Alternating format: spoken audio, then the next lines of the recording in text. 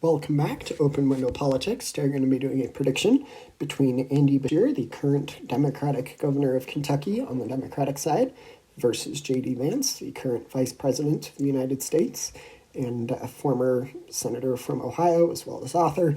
But interestingly enough, Beshear is a Democrat, and as you can see here, Kentucky is a safe red state, so the fact that he was able to win there is really a testament to his electoral capabilities. If Andy Beshear can win in a state like Kentucky, then he's got a good shot at doing well in the swing states. J.D. Vance, of course, though, also is a strong contender. He, in some areas, doesn't quite have the same appeal that Trump did in 2024, but it'll still be interesting. We'll be going through each of these swing states. So I'm going to start with the state of Nevada. In Nevada, I'm going to put it in the tilt blue column.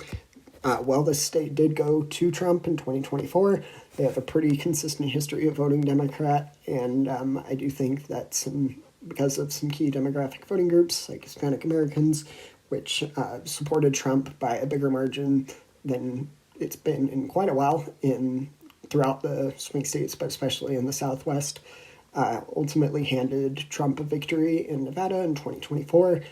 We've seen those demographic groups kind of souring on Trump and Republicans in general. So I don't think that if the election were to be held today, that the state of Nevada would end up in the Democrat or in the Republican column again. I could be wrong. Any of these swing states really could potentially end up in a different party's column. Just fun to do a little prediction. I don't think, however, that it would be the same case in Arizona. I do think Beshear has a shot at winning Arizona. Biden was, of course, able to win the state in 2020. Right now I don't see it as quite as close as a 2018 or 2020 kind of margin. Democrats, of course, didn't win everything in 2020, so it wasn't an amazing year. 2018 was a strong Democratic year. And it'll be interesting to see what happens in the midterms, but for now I do think I'm going to put Arizona in the tilt Republican column. And then I'm actually going to go to the southeast now in the state of Georgia. Georgia is going to be interesting. If it were these two candidates, Georgia is going to be interesting regardless to see how it goes. But Beshear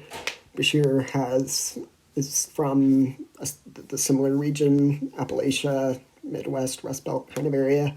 And I do think that his more moderate appeal would serve him well. Biden was able to win the state of Georgia. They also have two Democratic senators, so Democrats are very aware it's possible to do well on the statewide level in Georgia.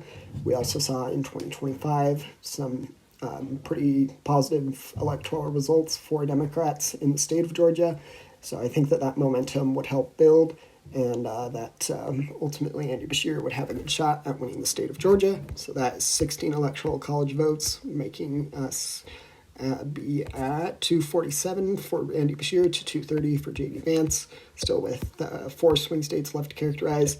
Looks like I also forgot the district here in Omaha, the Nebraska district. I'm going to do that as lean blue. I think I said I'd do tilt for all of them, so I'll do a tilt, although I do think it would be more secure of a Democratic victory. Even Harris was able to win this Omaha district in Nebraska, so it's most likely going to end up in the Democratic column. And then we get to North Carolina. North Carolina is a state I'm kind of apprehensive to call. It hasn't gone blue since 2008, so it's been on the presidential level yet.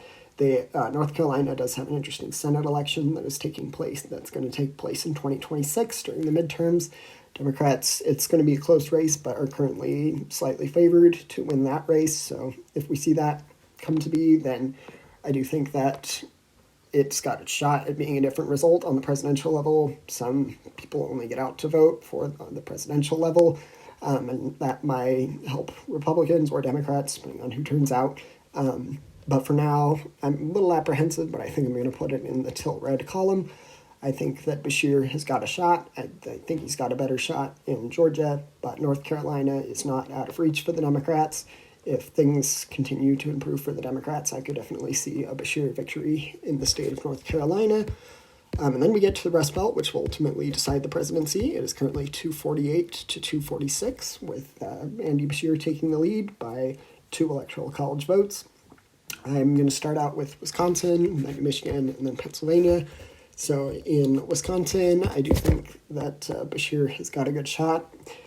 J.D. Vance, of course, does have some Rust Belt appeal, being a former senator from Ohio, and as well as an author and lived in the Midwest area for quite a while.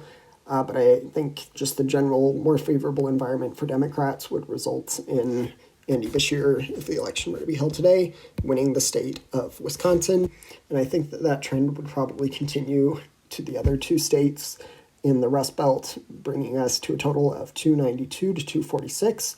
So definitely this was a good election prediction for the Democrat, Andy Beshear. I don't think he is going to be the Democratic nominee. It's possible he's got a chance of doing it, but still fun to do an interesting prediction. Feel free to let me know if you have any questions. Feel free to disagree or agree with me in the comments. Don't forget to like and subscribe. Thanks. Bye.